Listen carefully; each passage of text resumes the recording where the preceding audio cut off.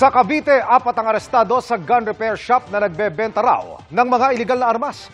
Meron pa raw itong hindi lisensyadong firing range. Nakatutok si Marisol Abduraman. Exclusive.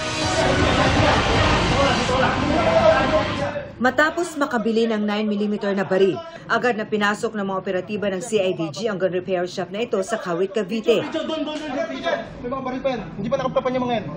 Nang haluhugin ang lugar, nakita ang iba't ibang klase ng loose firearms. High-powered firearms itong mga nakukuha natin at ito ay ibinibinta sa kahit kanino. With the confiscation of those firearms, we could say na prevent natin yung possible mangyari na magamit ito sa krimen. Merong kalibre 45, M16 Armalite, submachine gun na may suppressor at iba pa. May nakuha rin mga magazine at bala. One reason bakit mayroon silang ganito is to conceal the intention. Kasi ayaw nila na marinig yung post-perpetration of a crime. May baril na binura na ang serial number. They try to deface it, concealing the numbers, the serial numbers of the firearm. Meron pang nadiskubre ang CIDG. Firing range at the same time yung paggawaan po ng mga baril, and then andun na rin po yung place para magbenta po ng mga baril po. Hindi rin daw lisensyado ang nasabing firing range.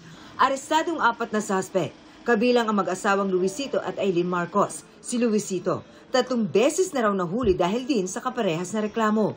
Kayo daw is into gun running? Wala po. Ha? Wala po. Pero nahulihan din ng mga baril, sir. Para saan po yun? Hindi po kami, ma'am, nagbebenta. Kasi po, bawal po yun. Taga-hugas lang ako ng plato doon. Nag-repair lang ka ng baril? Apo. Benta? Hindi po.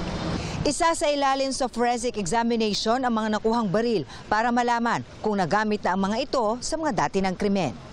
Itong mga loose firearms, walang record kasi ito. Kaya ito yung gustong-gustong gamitin ng mga private armed groups. Mabintang-mabinta ito dahil hindi matitrace kung ito ay gagamitin sa krimen.